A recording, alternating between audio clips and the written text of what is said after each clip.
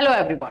आप सभी को पता है कि बीएड के एग्जामिनेशन जो है अभी आ रहे हैं, तो बीएड में कॉपी हम कैसे लिखें इसके बारे में मैंने आपको ऑलरेडी बता दिया है कि किस तरह से जो है आपको बीएड में कॉपी लिखना है। अगर आपने वो वीडियो नहीं देखा है तो जाकर के वो वीडियो देख लीजिए।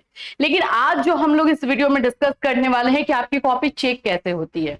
एज अ बीएड टीचर हम लोग आपको कहाँ पे अच्छा मार्क्स देते हैं, कि कौन से आपके पॉइंट से हम इंप्रेस होते हैं, कौन सा आप पॉइंट लिखते हो तो आपके मार्क्स डिडक्ट हो जाते हैं। ये सारी चीजें आज इस वीडियो में जो है मैं आपको बताने वाली हूं। तो ये वीडियो आप लोगों के लिए काफी इंपॉर्टेंट होने वाला है।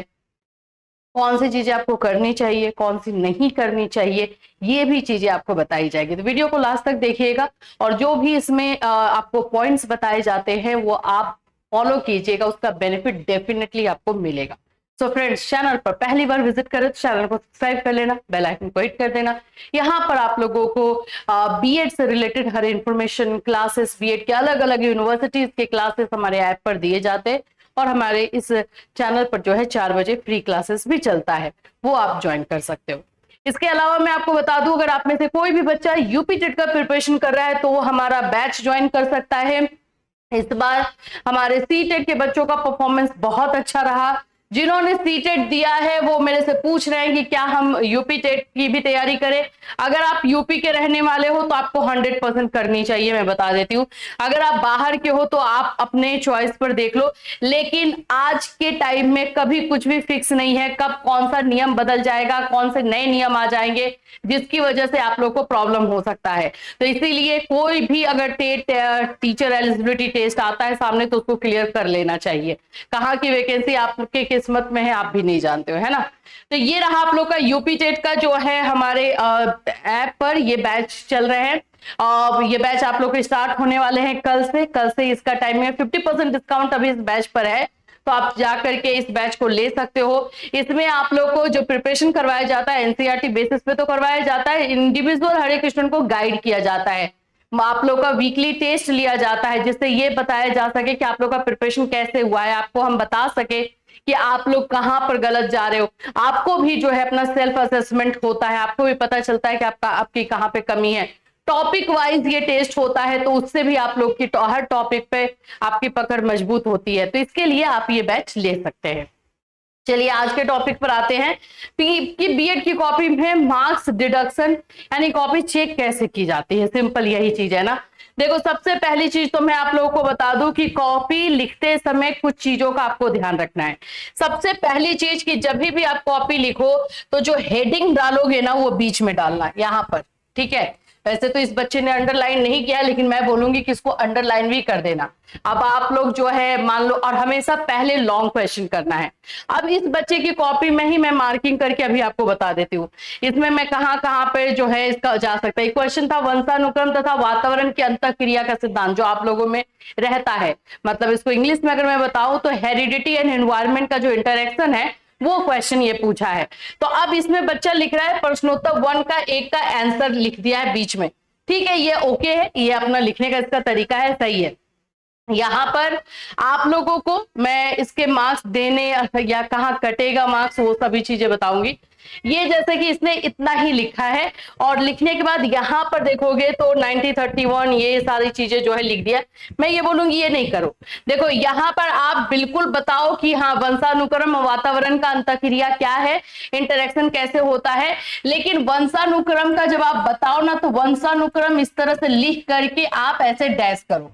राइटिंग अच्छी है, जो चीजें इसमें अच्छी है मैं वहां पे बता रही हूँ, ठीक है। अब इससे क्या है ना कि मुझे क्लैरिटी मिलेगी कि हाँ वंशानुक्रम क्या है, वातावरण क्या है, ये आपको पता है, ठीक है। अब इंटरेक्शन करके कैसे असर होता है, अब ये वाला पॉइंट जो है आप तीसरे नंबर पे लिख सकते हो। इस सिद्धांत के अनुसार बालक के विकास में वातावरण आनुवंशिकता दोनों का सापेक्षिक महत्व होता है, विकास दोनों के अंतःक्रिया परिणाम है। ये बहुत अच्छा लिखा हुआ है, ये एकदम क्या बोलो टू द पॉइंट जो है इस बच्चे ने इस बात को लिखा है, तो इसमें मार्क्स मिल जाएंगे। अगर ये 2 नंबर का मार्क्स है, ये 2 नंबर का क्वेश्चन है, तो भाई इसमें 2 नंबर इसको दे दिया जाएगा, क्योंकि 50 शब्द में लिखना है तो इसने डायरेक्टली जो है टू द पॉइंट बात की है तो मिल जाएगा। लेकिन यही क्वेश्चन अगर 4 नंबर या फिर 6 नंबर का रहेगा तो दिक्कत है। 2 नंबर के अकॉर्डिंग ये क्वेश्चन का बहुत परफेक्ट है, पूरा 2 में 2 ये लेकर के जाएगा, क्योंकि टू द पॉइंट इसने बातें की हैं। आगे चलते हैं।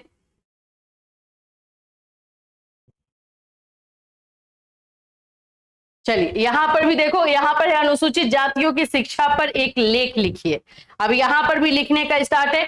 ये जब भी इस तरह से लेख लिखने और इस तरह से आएगा ना तो पॉइंट में आंसर जरूर देना, क्योंकि ये लॉन्ग क्वेश्चन अगर आ रहा है आपको तो पॉइंट में आंसर दोगे तो आपके पॉइंट काउंट किए जाते हैं। अब यहाँ पर क्या है, इसने 1 पॉइंट लिखा है, इसी तरह से 2 3 4 5। अगर लॉन्ग क्वेश्चन है तो कम से कम 8 से 10 पॉइंट, अगर शॉर्ट है तो कम से कम 5 से 6 पॉइंट्स लिखना कंपलसरी होता है, उसमें मार्क्स आपके नहीं कटेंगे। लेकिन इससे कम लिखोगे तो उसमें फिर मार्किंग आपका जाने लगेगा। तो ये सारी चीजों पर आपको थोड़ा सा ध्यान देना है। दूसरी चीज, जैसे यहां पर भी एक और देख लो कि आपको हमेशा बीच में ये चीजों को लिखना है। यहां पर इस बच्चे ने पैरा टाइम टू टाइम पर चेंज करना है। अब क्या है ना कि ये सारी चीज आप एक ही में करके लिख दोगे ना तो उतना अच्छा मार्क्स नहीं मिलता है। यहां पर देखो इसने ये चीजें लिखी, इसके बाद 1-2 लाइन को गैप किया, फिर लिखना स्टार्ट किया, तो ये सब आप चीज करोगे। इसमें इसने उसको समझाने के लिए यहां पर एक डायग्राम बना दिया है। डायग्राम से आप लोगों के मार्क्स अच्छे होते हैं। अब ये डायग्राम नहीं रहता तो अगर ये मान लेते हैं कि 2 नंबर का मार्क्स 2 नंबर का क्वेश्चन था तो मैं, या 3 नंबर 4 नंबर का था, जो भी था, यहाँ पे मार्किंग किया नहीं है, मान लेते हैं कि 4 नंबर का था, तो मैं इसको 2 नंबर देकर निकल जाती। डायग्राम है, बहुत अच्छे से क्लियर है सब कुछ। राइटिंग ऐसा नहीं है कि माइंड ब्लोइंग हो जाएगा तो मार्क्स मिल जाएगा, राइटिंग रीडेबल होना चाहिए। बीएड में मैक्सिमम जो चीजें देखी जाती है लिखने का तरीका, आपको पता है या नहीं, तो वो उन चीजों पर, तो ये इसने सही तरीके से लिखा है, तो इसको हम 4 मार्क्स भी दे सकते हैं या 3.5 तो डेफिनेटली दे सकते हैं। ठीक है, आते हैं नेक्स्ट में। अब है कि आपको हर एक जगह पे फ्लो चार्ट डायग्राम बनाना होगा, खास करके लॉन्ग क्वेश्चन में। आप लोग का देखो डायग्राम एक इस तरह से बनता है, एक इस तरह से बनता है, और एक ये बनता है, और एक ये बनता है। जिसमें आप कंफर्टेबल होगे वो वाला डायग्राम एक बना दो। अगर मान लो कि 3 लॉन्ग क्वेश्चन लिखना है और तीनों में आप इसी तरह से बनाते जा रहे हो ना, तो जो एग्जामिनर होता है, जैसे मैं ही चेक करूंगी, रिपीटेड हो गया, कुछ क्रिएटिविटी इस बच्चे में नहीं है, तो उसमें जो है कहीं ना कहीं पर जाके मैं आपका मार्क्स काट लूंगी, चाहे आपने कितना ही अच्छा ना लिखा हो, और सब में एक ही तरह का बनाए। तो थोड़ा सा क्रिएटिविटी भी टीचर में होनी चाहिए, तभी तो स्टूडेंट्स में भी डिमांड करेगा क्रिएटिविटी की, है ना। तो ये चीजें भी आप लोग को देखना है। इसके अलावा आपके मार्क्स कहां कहां पे डिडक्ट होते हैं वो पॉइंट वाइज मैं बता देती हूँ।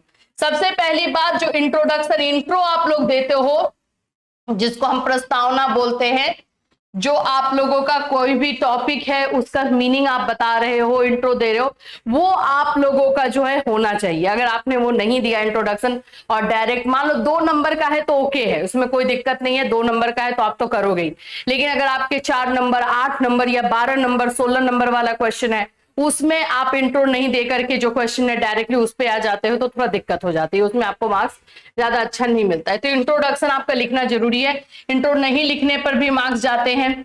आपको जो है फ्लो चार्ट डायग्राम बनाते हो तो आप लोगों का थोड़ा सा बोल सकते हो कि जो मिस्टेक, छोटी मोटी जो मिस्टेक होते हैं वो इग्नोरेबल हो सकता है, थोड़ा इग्नोर किया जा सकता है आपके फ्लो चार्ट की वजह से। Flow chart neat and clean होना चाहिए, नहीं ऐसा नहीं कि फ्लो चार्ट बनाने को तो हम बना दिए लेकिन बहुत ज्यादा कटकुट कर दिया। अब जैसे यही वाला है, इसी में यहाँ पे लिखना है, यहाँ पे मैंने कुछ लिख दिया, यहाँ मैंने कुछ लिख दिया, पूरा सटा करके ऐसे ऐसे, तो वो गलत हो गया, वो गंदा हो गया, उसमें आपको टीचर को आपने और इरिटेट कर दिया है, तो वो चीजें आपको नहीं करनी है। ठीक है, वो नीट एंड क्लीन होना चाहिए फ्लो चार्ट।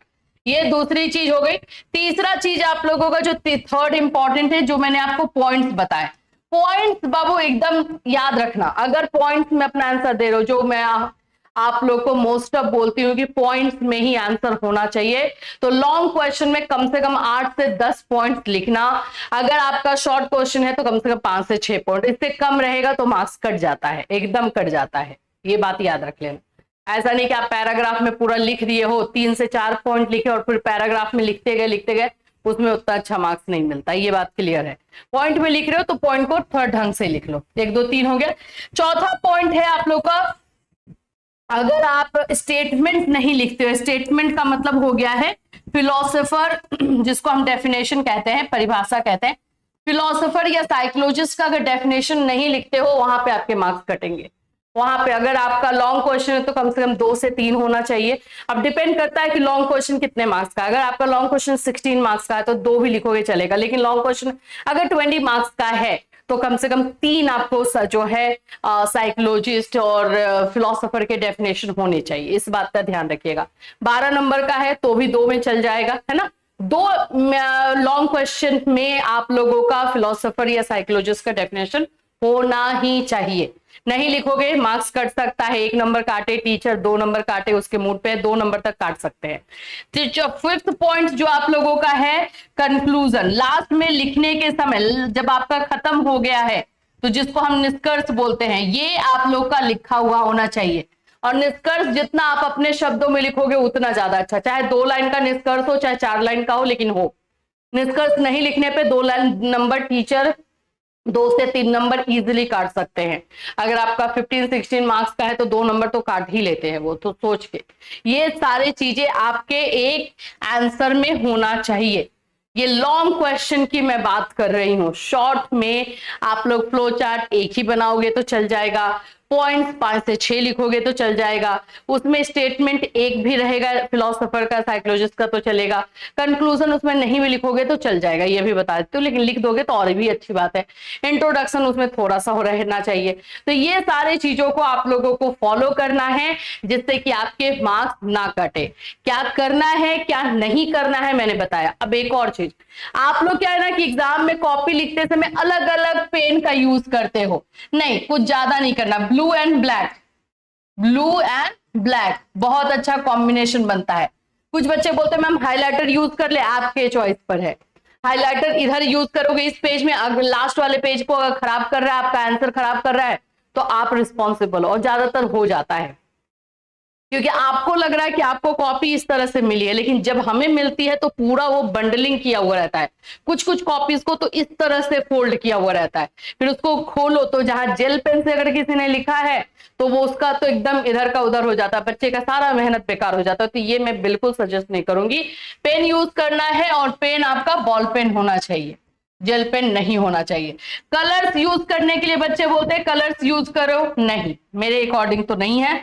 आगे आप लोग अडल्ट हो, आप लोगों का चॉइस है, आप लोग करना चाहे कर सकते हैं। सिर्फ और सिर्फ मैं ब्लू एंड ब्लैक पेन और बॉल पेन जो होता है वही यूज करने के लिए आपको बोलूंगी, इसके अलावा कुछ नहीं। ना ही हाइलाइटर, ना ही आप लोगों का जो है कलर्स, ये सब कुछ नहीं। ये दोनों से आप बहुत अच्छा बना सकते हो। जब भी फ्लो चार्ट बनाओ तो आप स्केल का यूज करो ताकि आपकी सारी लाइनिंग जो है एकदम अच्छे से स्ट्रेट हो, कहीं पर कुछ खिचखिच ना हो, ये सब पे ध्यान देना है, ठीक है। तो यही सारी चीजें हैं कि कॉपी में आप लोगों का कैसे चेक होता है, किन चीजों पे मार्क्स कटते हैं, कहाँ पे मार्क्स मिलता है। पेजेस पे जरूर ध्यान दीजिएगा। अगर आपका 15-16 मार्क्स का लॉन्ग क्वेश्चन का है तो 5 to 6 पेजेस लिखिएगा भाई। अब पेजेस ये नहीं कि 2 पेज लिख कर आ गए उम्मीद करो कि मेरा 16 में 16 मिल जाए, तो नहीं पॉसिबल है। पेजेस भी, क्वांटिटी भी मैटर करती है, डेफिनेटली क्वालिटी पहले मैटर करता है लेकिन क्वांटिटी भी उतना ही मैटर होता है, तो उसको भी आपको ध्यान में रखना है। तो यही सारी चीजें, जो भी बच्चे लास्ट तक वीडियो देख रहे हैं प्लीज इन सभी चीजों को फॉलो कीजिएगा। और एक और चीज बता दूं, कुछ बच्चे आधा वीडियो देख के भाग जाते हैं, फिर अपना दिमाग लगाते कि ऐसे कर लेंगे, वो खुद रिस्पॉन्सिबल है, फिर आप मेरे पास कंप्लेन लेकर मत आइएगा। 4 बजे का क्लास हमारा इस चैनल पर होता है। अगर कोई डाउट या कोई भी क्वेश्चन आप लोग का रहता है एग्जामिनेशन से रिलेटेड, बीएड से रिलेटेड, आप वहां आकर के पूछ सकते हो, ठीक है। फिर मिलूंगी, till then take care everyone.